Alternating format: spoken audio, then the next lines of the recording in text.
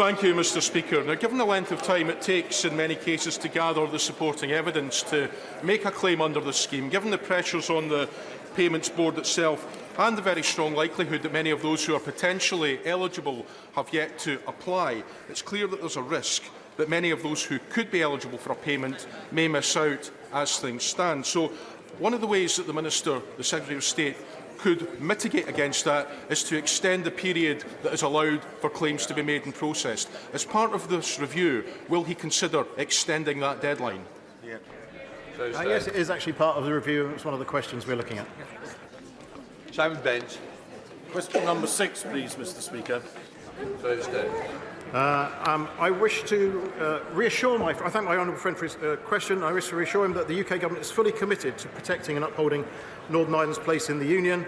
I regularly discuss matters of Union and the importance of Northern Ireland within it and with Cabinet colleagues, and meet frequently with the Secretary of State for Wales and Scotland.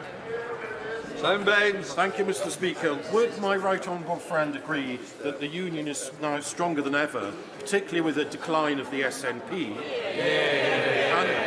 and that its vital importance can be seen not only in Northern Ireland, but also in border constituencies like mine of Clwyd South, particularly in shared services across the border with neighbouring North Shropshire, such as the Gabowen to Wrexham line, the A5A483 and the Chirk St Martin's GP partnership.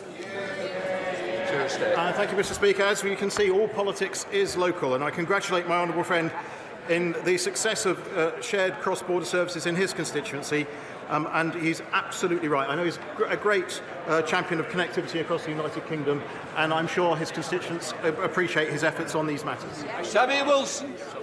Speaker, every devious, deceitful and dishonest tactic is being used to try and bribe, bully and beat unionists into accepting the Windsor Framework and the Northern Ireland Protocol, despite the impact it has on our citizenship and on the Union.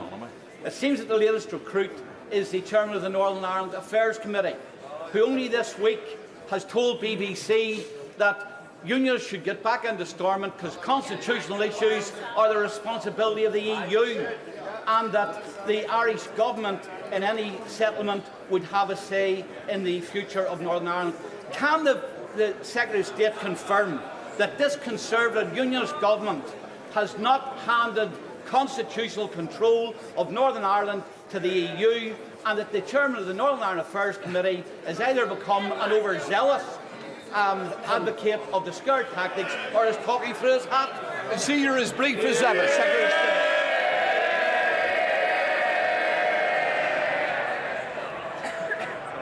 Well, based on that, Chair, the Select Committee Chair has a lot of work to do to increase his popularity in this House. I think, as ever, the honourable gentleman asks a question in his characteristic shrinking violet way, and I have to say I completely disagree with what he says about my right honourable friend. But we need to get a deal done now. The people of Northern Ireland want to get a deal done. It is time for a deal to be done. Let's get the executive back up and running. Before we come to Prime Minister's questions, I'm pleased to inform the House that since last week we've been providing British Sign Language coverage on all question statements as a matter of course. This is available directly on parliamentlive.tv and is also available to broadcasters, media outlets who may be interested in taking up the live feed. I'm delighted that House Service has been able to deliver this significant improvement to accessibility of our proceedings. We now start with questions. Prime Minister Jason McCartney. Question 1, please, Mr Speaker. Prime Minister. Mr Speaker, this morning I had meetings with ministerial colleagues and others in addition to my duties in this House. I shall have further such meetings later today. Jason McCartney. Thank you, Mr Speaker. According to the Alzheimer's Society, nearly 5,000 people are currently living with dementia in my Colne Valley constituency, of whom 3,153 have had a formal diagnosis. That figure went up by 1 this week with my dad's diagnosis. My dad is my constituent. Will my right honourable friend pledge to make dementia a priority by driving up diagnosis rates, bolstering dementia research, investing in social care and improving access to the most innovative diagnostic methods and improving access to new life-changing treatments. Prime Minister. Well, can I send my warmest wishes to my honourable friend and his father and family, and I recognise that a dementia diagnosis can bring worry, both for the person who is diagnosed, but also their wider family. And my honourable friend is absolutely right about the timely diagnosis of dementia. It's vital to make sure that those affected can access the care and support they need. NHS England is actually carrying out a pilot to make sure that we can improve dementia diagnosis in care homes. Our major condition strategy also includes a focus on dementia, but crucially, as my honourable friend said, we are now doubling the funding for dementia research so we can help everyone, including his father. We now come to the Leader of the Opposition, Keir Starmer. Can I send my best wishes to the honourable member and his father also, and all those suffering in this way? Mr Speaker, I can't let today pass without saying how saddened I was by the tragic death of Bronson Battersby, aged just 2, who died in heartbreaking circumstances in Skegness.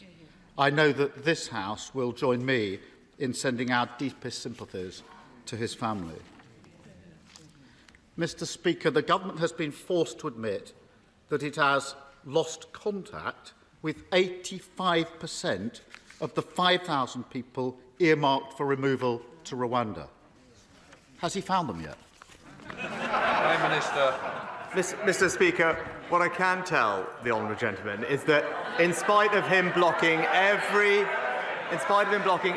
single attempt that we have taken, we have managed now, because of our actions, to reduce the number of people coming here by over a third last year, remove over 20,000 people from this country back to their home countries, carried out 70% more illegal enforcement raids, arrested hundreds of people, closed down thousands of bank accounts, and processed over 100,000 cases, the biggest number in over 20 years, Mr Speaker.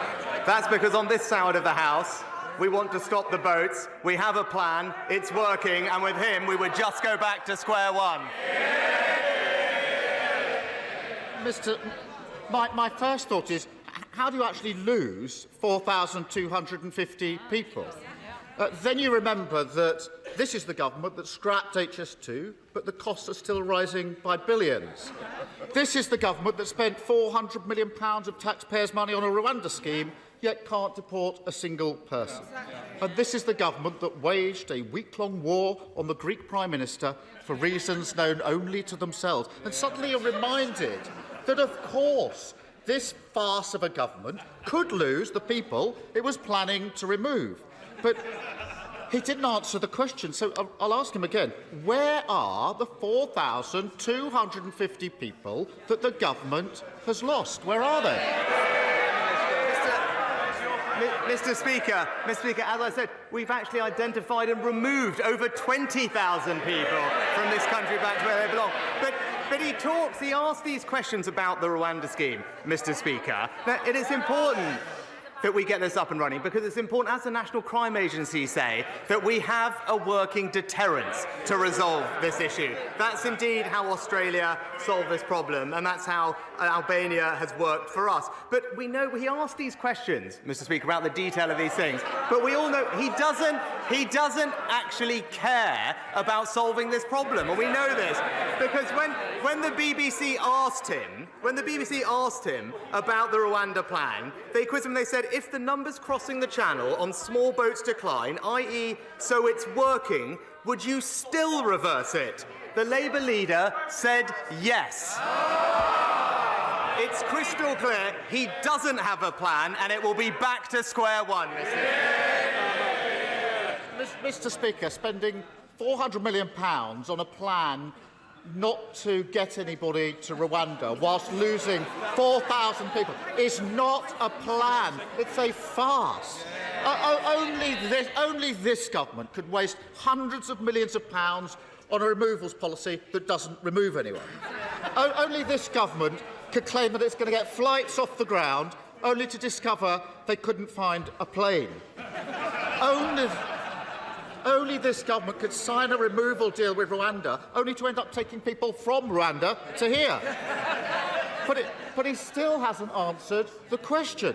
So I'll try again. What progress has he made in locating the 4,250 people his government has apparently lost? He's dodged it 3 times. Where are they? Mr. Speaker, it's the same thing again and again. Here we are talking about what we are doing, but I'm happy to go over it, Mr. Speaker. What are we doing? We've increased the number of illegal enforcement raids by 70%, leading to thousands of arrests, using powers, Mr. Speaker, that he blocked in this House. We have closed down thousands of bank accounts of illegal workers, again, using powers that he blocked, Mr. Speaker. Order. Mr. Do you want that early cup of tea, or are you going to be a little bit more silent, Prime Minister? And, Mr. Speaker, as I said, we have worked through a record number of cases and returned a record number of people back to where they've come. All of that is a plan that is working, and we can see that it's working because the numbers of people coming to this country are down by over a third, Mr. Speaker. But again, it is a bit rich to hear him in here pretending that he cares about how we actually stop the boats when he's been crystal clear. He's been crystal clear and said that even if the plan is working to reduce the numbers, he would still scrap it, Mr. Speaker. It's because he has no values, no conviction and no plan, and it's back to square one.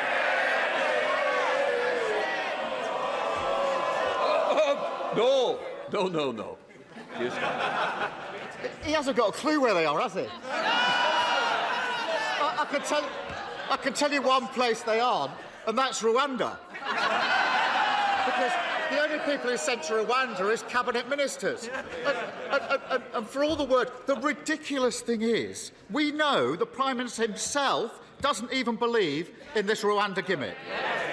He had to be talked out of scrapping the whole thing. He didn't want to fund it. He didn't think it would work.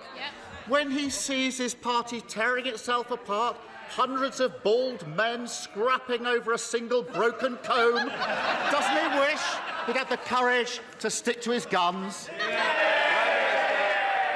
Well, Mr. Speaker, now, I have absolute conviction that the plan we've put in place will work. Absolute conviction, because I believe it's important that we grip this problem. Now, he spends a lot of his time in this House talking about his time as a lawyer, Mr. Speaker, and I would urge him to listen to them, because Lord Wolfson has said that our bill severely limits the... 4 eminent KCs have said that it is undoubtedly the most robust piece of immigration legislation this Parliament has seen, and Mr. Speaker, a former Supreme Court... I want to hear what the Prime Minister's got to say, because it matters to my constituents, those who feel it doesn't matter to those. Please leave, Prime Minister. As I said, Mr. Speaker, 4 eminent KCs said this is undoubtedly the most robust legislation passed, and a former Supreme Court Justice has been clear that the bill would work. But I know, Mr. Speaker, he's always been more interested in what lefty lawyers have to say, Mr. Speaker. I've even got here the textbook that he authored for them. And it's called, and I quote, European Human Rights Law by Keir Starmer. So... Prime Minister! Prime Minister, when I stand up, please sit down. Can I just say, we don't use props in this House, and I will certainly ensure that if you do need reminding, I certainly will. Keir Starmer. It's such utterly pathetic nonsense. He's been brutally exposed by his own MPs yet again. He's got one party chair who says she hopes the Lords will rip his Rwanda deal to pieces. He's got 2 more who had to quit because they don't think it'll work. All of them appointed by him, all now in open revolt against his policy, each other, and reality. Is there any wonder they all think this gimmick is doomed to failure when the Prime Minister himself doesn't believe in it? Mr. Speaker, it is rich to hear from the honourable gentleman about belief in something, because And it will be news to him. It is actually the case that you can believe in something and stick to that position on this side of the House.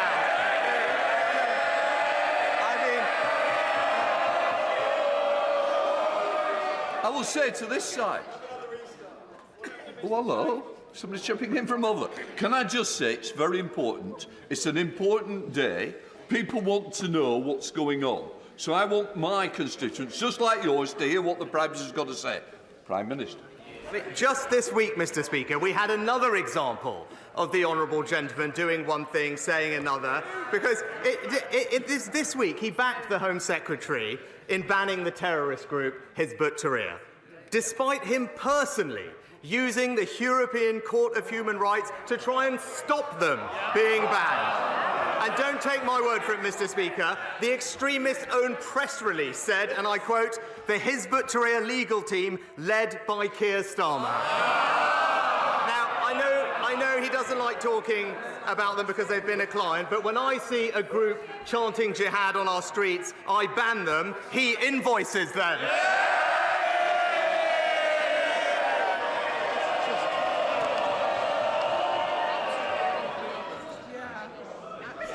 Because there's 8 questions that I think some of you may want. Well, I'll tell you what, there's some's already gone off the list who wanted them. Keir Starmer. Mr. Speaker, if he stuck to his position, he'd be voting with us. He'd be voting with us. His former Home Secretary says the plan won't work. His current Home Secretary calls it batshit. His former Immigration Minister doesn't back his plan. Even the Prime Minister himself doesn't believe in it. And last week, another of his MPs said the Tories should admit that things have got worse since they came to office, that after 14 years they've left Britain less united, the country is a sadder place. If the Prime Minister can't even persuade his own MPs that it's worth supporting him, if he himself doesn't even believe in his own policies, why on earth should anyone else think differently? Mr. Speaker, another week when it's crystal clear the honourable gentleman doesn't believe in anything and he doesn't have a plan. Now, while he talks the country down, let me update him on what's actually been happening in the past week. Inflation more than halved from 11% to 4%. Real wages rising. Real wages rising for the 5th month in a row. Last week, rates started falling and millions of people benefited from a tax cut worth £450. So while he takes us back to square one with a £28 billion tax grab, let's stick with a plan that's delivering a brighter future for Britain.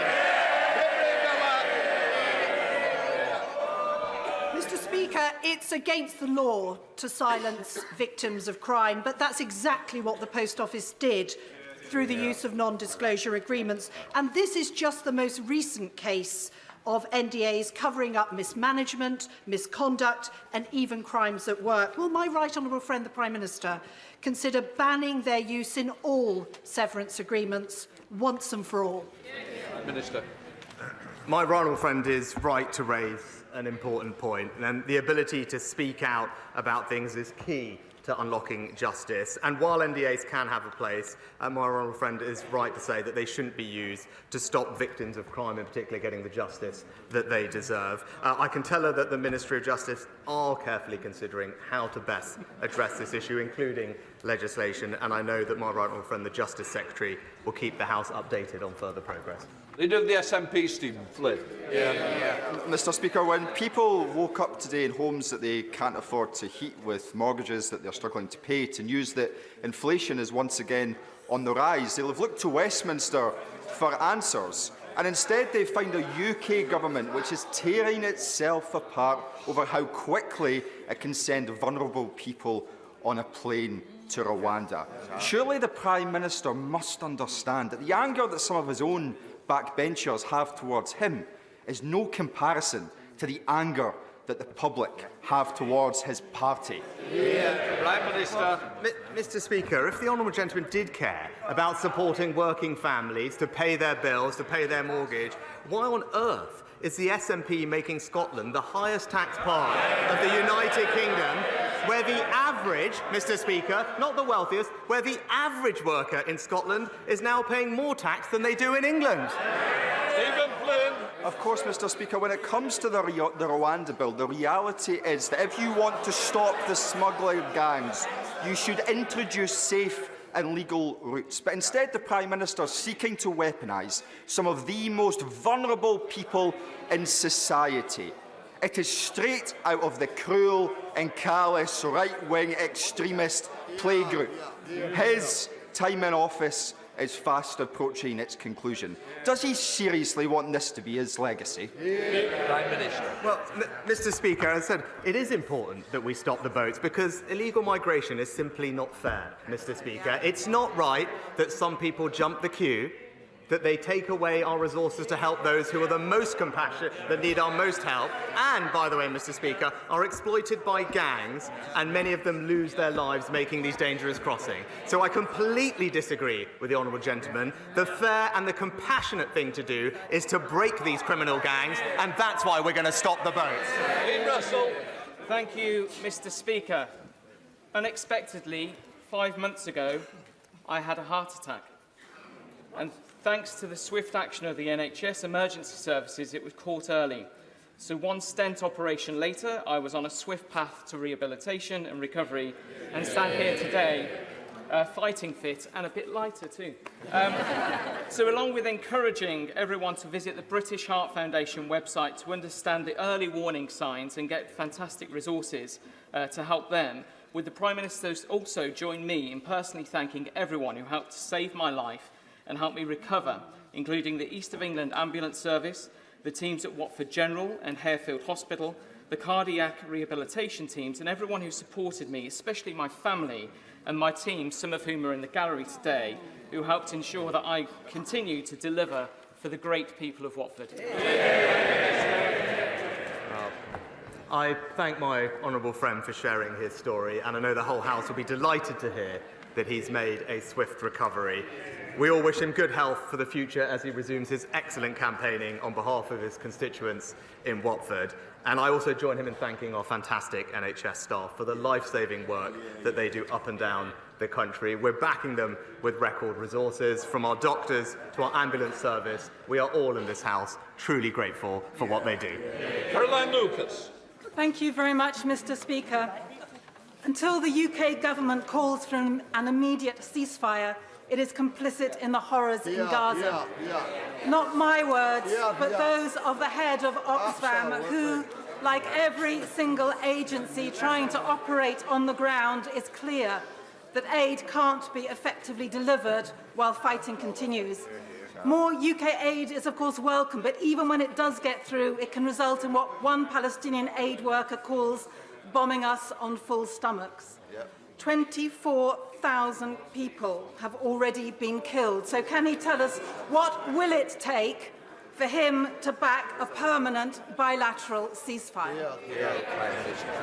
Mr. Speaker, of course, we want to see a peaceful resolution to this conflict as soon as possible. A sustainable, permanent ceasefire with an end to the destruction, fighting and loss of life, release of hostages and no resumption of hostilities would, of course, be the best way forward. But in order to achieve that, a number of things need to happen.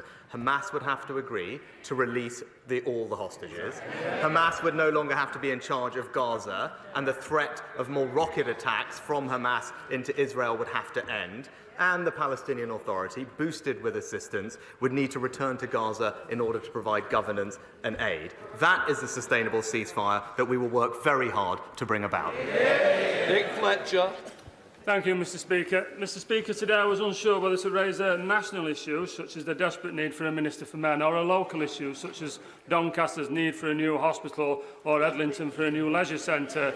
But I thought the best thing I could do is ask the Prime Minister to come and have a tour of Doncaster. And while I'm showing him around my hometown, I can press the need for a Minister for Men, I can show him the site for a new hospital, and I can introduce him to the people of Edlington so he can discuss their new leisure centre. So will the Prime Minister accept my invitation?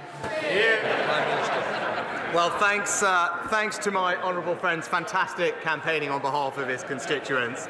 Doncaster City Council has received, I think, more than £80 million in levelling up funding to support its regeneration products. And most recently, Doncaster has been awarded £20 million in our long-term plan for towns over the next 10 years, which I know he is working very hard to make sure is prioritised for local people. I would be delighted to discuss those projects and his other ideas when I come and visit him as soon as my diary allows. Julie Elliott. Thank you, Mr. Speaker. 71% of requests for funding from the Community Ownership Fund aimed at saving libraries, pubs and village halls have been rejected since 2021. It pits communities against each other and does nothing to address the underlying causes that have led to the loss of these much-loved assets. When will the government offer more than a simple sticking plaster for our towns, high streets and communities? Prime Minister. Well, Mr. Speaker, I set up the Community Ownership Fund when I was Chancellor, and it is doing fantastic work, funding hundreds of projects across the country, including, I believe, one in the Honourable Lady's own constituency, the Back on the Map scheme. It is there to support local communities to take over assets, whether it's pubs, village halls or other community assets, and it's doing a fantastic job. It's right that there's a competitive process because we want to make sure that that money is deployed in the areas where it can make the most difference. Greg Smith. Thank you, Mr. Speaker. Overcrowding on Chiltern railways has become a daily misery for commuters from stations like Hadnam and Tame Parkway and Princes Risborough in my constituency, the root cause of which is an ageing fleet constantly breaking down and shorter trains having to be run. There are proposals on the table for both short-term additional capacity and long-term fleet renewal. So will my right honourable friend, the Prime Minister, instruct the Department for Transport to fast-track those proposals so we can end overcrowding on Chiltern? Prime Minister. And I agree with my honourable friend that the performance on Chiltern hasn't been good enough in recent times. I know that Chiltern have recently begun engagement with the rolling stock leasing market, which will help reduce overcrowding, but also together with DfT, they're looking at providing additional capacity at peak times. So I know my honourable friend, the Rail Minister, will ensure that these plans continue to progress and keep my honourable friend updated. Patrick Reddy. Thank you, Mr. Speaker. What exactly is it about the prospect of deportation to Rwanda that makes the government think it will be such a deterrent to asylum seekers? Does it think that life in Rwanda is somehow less comfortable, less secure, less safe than it is here in the United Kingdom? What does the government think is wrong with Rwanda that means asylum seekers won't want to live there? Speaker, it's not that there's anything wrong with it, it's just that it's not the United Kingdom, Mr. Speaker. And I have to point out to the honourable gentleman that deterrence works. We know that it works because our scheme with Albania has ensured a 90% reduction in arrivals from that country. To Therese Coffey. Mr. Speaker, I know my right honourable friend the Prime Minister is committed to energy security and the development of renewables, as am I, and that's why Sizewell C started a DCO this week. However, there are plenty of other developments which are happening on greenfield sites where CPOs are planned to be used by National Grid to plough up farming fields used for food but also tree production as well, when there are brownfield sites already available connected to the network.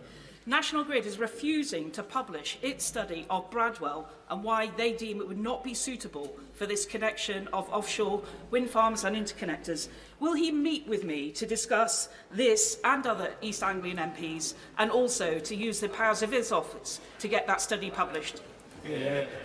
As my honourable friend will know, that planning applications for new infrastructure are managed independently, so I can't comment on specific cases, but I do agree with her that it's important to listen to the views of local communities like those that she represents across Suffolk and East Anglia. I know my honourable friend for Aberdeenshire West was visiting her area recently to mark the commencement of the project at Sizewell C, and I can assure her that relevant ministers will continue to pay close attention to her concerns. Stevens. Thank you, Mr. Speaker. The Leader of the House last week correctly described the contaminated blood scandal as on another level compared to other scandals. Now that Sir Brian Langstaff has announced today the publication of the final report of the infected blood inquiry, he reminds us, Mr. Speaker, that his principal recommendation remains that a compensation scheme should be set up with urgency and that no one should be in any doubt about the serious nature of the failings over more than 6 decades that led to catastrophic loss of life and compounded suffering. Prime Minister, over 100 parliamentarians wrote to you this week, so can you tell us now when those affected will be paid compensation for their loss. Mr. Speaker, I'm acutely aware of the strength of feeling on this issue and indeed the suffering of all of those impacted by this dreadful scandal. I gave evidence to the inquiry last year, and as I said then, I recognise the suffering that thousands have experienced over decades.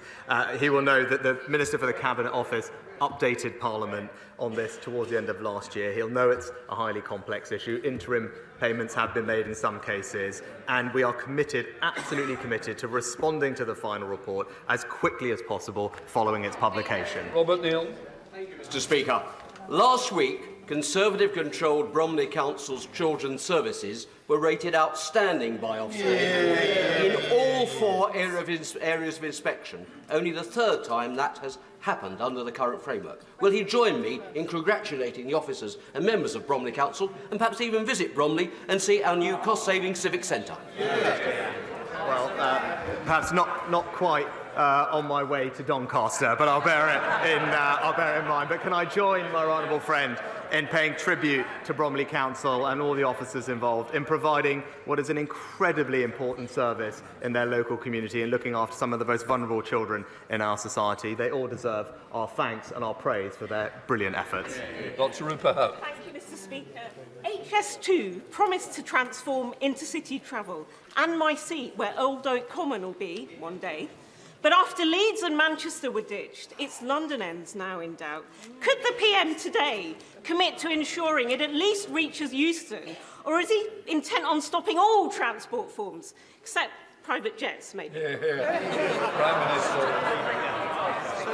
I think her leader might have something to say about the forms of transportation, Mr. Speaker, and perhaps on HS2 as well, because I still haven't actually heard from him his position on the whole subject. But we have, Mr. Speaker, I would say Old Oak Common is destined to be one of the foremost stations in the country because of the stationment and the extra connectivity that it will have across London as the initial terminus for HS2 trains. And as we said at the announcement, we are working with the private sector, as we have done in other developments in London, to raise private money, save the taxpayer money, and deliver the connection to Euston as planned.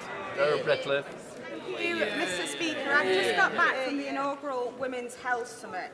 During the summit, it was announced that the specialist maternal mental health services will now be available to women in every part of England by March. This is particularly pertinent for me after one of my constituents, Jessica Cronshaw, passed away whilst pregnant with her baby Elsie after suffering with severe pregnancy sickness, hyperemesis gravidarum. So can I thank the government for following through with this important reform and push him to keep going with the spirit of this reform so our NHS is fit for women in the future? Prime Minister. Well, can I thank my honourable friend for raising this matter, and I know the whole House will want to convey our sympathies to Jessica's family, but I'm pleased that the reforms that we are making will make a difference to women across the country in the future. We're committed to our women's health strategy, and I'm grateful that for her support and, again, her advice and ideas so we can ensure it delivers the care that we want it to across the country. Andrew Gwynn. The Conservative candidate for the Wellingborough by-election yesterday revealed that the Conservative Party had offered her a deal to be the candidate if the previous member, her partner, stood down without a fuss. The Prime Minister said just last week that candidate selection is all done locally within his party. So would he now like to deny that this secret deal was offered? Mr. Speaker, as I said last week, in our party, candidate selection is done locally. James Gray. Mr. Speaker, would my right honourable friend the Prime Minister agree with me that a remote rural hotel is just the wrong place to house asylum seekers and refugees from their point of view? And will he therefore join me in thanking the Home Secretary for announcing yesterday that the Wiltshire Hotel outside Rolwyn Bassett is in fact to be returned to its proper purpose in April? Well, I thank my honourable friend for the question. He's absolutely right. The use of hotels is unfair, and also it's unfair on local communities and also costs taxpayers £8 million a day. And that's why our plans to reduce the number of people coming has meant that we could close the first 50 hotels across the country, with more to follow. And I thank the Home Secretary and his team for their efforts. But fundamentally, the only way to resolve this once and for all is to implement our Rwanda scheme so we can have a working deterrent, and that's how we will stop the boats. Charlotte Littles. Thank you, Mr. Speaker. I've been contacted by desperate constituents who have rung every single pharmacy within a 50-mile radius of Warrington and still haven't been able to access their medication for ADHD. This has been going on for months and isn't just a Warrington issue. Pharmacists are calling it the worst shortage ever seen, with only 11% of people able to access their full dose this month. And ADHD UK have called the government's response pathetic. They're right, aren't they? So I'm very sorry to hear about the situation in the Honourable Lady's constituency, but the Health Secretary obviously heard what she said and is in touch with the relevant drug bodies to make sure we can have the provision of ADHD medicine to all of those who need it. Tom Hunt. For around a decade, over 200 of my constituents in the Mill complex in Ipswich have been caught in the cruellest form of limbo. There's deep structural problems with the building and cladding problems. A few years ago, they got about £15 million out of court settlement to make a contribution towards the cladding cost. The freeholder, NAMA, the Irish financial entity set up after the Irish banking crisis, ran away with that money, putting my residents and my constituents back in square one with little to no hope. Will the Prime Minister talk to the Irish tea shop to raise this immoral case and also meet with me to discuss a way forward for my constituents, who I meet with every week? Prime Minister.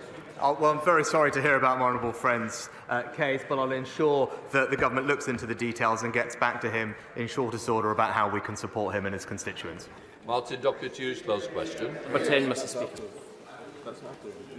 Mr. Speaker, I have repeatedly expressed my commitment to joint working with the First Minister of Scotland to deliver for the people across the country. Martin Doherty-Hughes. I'm grateful for that answer, Mr. Speaker. While there's rightly been much attention paid to the Post Office Horizon scandal, there is another shocking example of government and private sector collusion that began under the last Labour administration and continued under the Tories. Mr. Speaker, almost 200,000 mortgage prisoners who borrowed with high street lenders such as Northern Rock have become trapped after the portfolio was sold off to foreign entities like Topaz Finance and Heliodor, who have been creaming off extortionate revisionary standard variable rates essentially since 2008, leaving even those who kept up with payments in danger of having their home repossessed. 200,000 aspirant homeowners have had their dream taken away from. So can the Prime Minister, instead of playing catch-up with like he is doing with the Post Office scandal, meet with me and campaigners to discuss what more can be done for mortgage prisoners?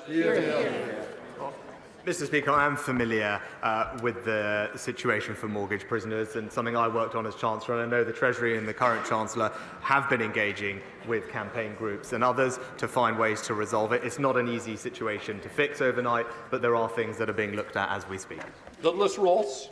Mr. Speaker, yesterday the Scotch Whisky Association published a report looking at the economic impact of the sector, not just in Scotland but across the whole of the UK. Some of the highlights included that in 2022 they generated £7.1 billion in gross value added, £2.1 billion has been invested in capital projects between 2018 and 2022, and 41,000 jobs are supported by the sector in Scotland, including 1 in 9 in my Murray constituency. Does the Prime Minister agree that supporting the Scotch whisky industry in the forthcoming spring budget and beyond is a correct priority for this government? Well, my honourable friend is a superb ambassador for Murray and for Scotch whisky, and he's right, it's a hugely successful export industry that supports tens of thousands of skilled jobs across Scotland. I won't obviously tread on the Chancellor's toes about future budgets, but I am proud of this government's track record in supporting the industry, having removed US tariffs on Scotch whisky, reduced tariffs and deals with countries like Morocco and Argentina, and also supporting the sector's interest in our FTAs with Australia, New Zealand, and most recently with CPTPP. Peter Dowd. Mr. Speaker, the Prime Minister has been very keen to take credit for falling inflation in previous months. Will he now take responsibility for today's rise? Mr. Speaker, inflation was over 11% when I got this job. Inflation today is 4%, Mr. Speaker. In common with the US, France, Germany, all countries have seen a mild tick-up in December. All countries have. But the crucial thing is that inflation has been more than halved, delivered ahead of schedule, and that is having an enormous benefit to families up and down the country. Benefit that would be reversed by his party's plan to saddle them with £28 billion of tax rises.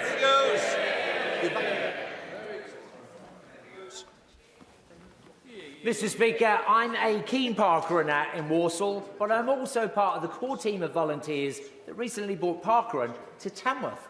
So in the 20th anniversary year of Parkrun, will the Prime Minister join me in encouraging other towns that don't yet have a parkrun to get one?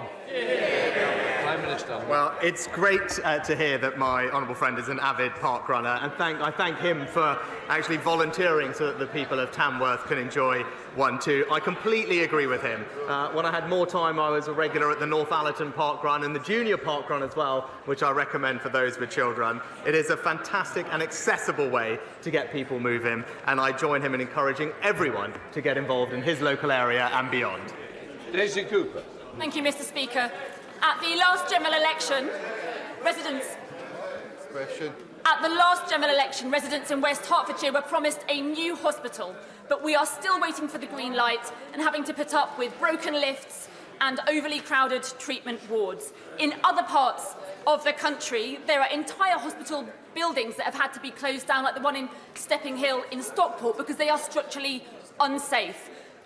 From broken promises on new hospitals to the backlog of repairs, people are sick and tired of waiting. So can the Prime Minister tell me, by the time of the next general election, how many of the broken hospitals will be fixed, and will my residents be able to point to a single spade in the ground?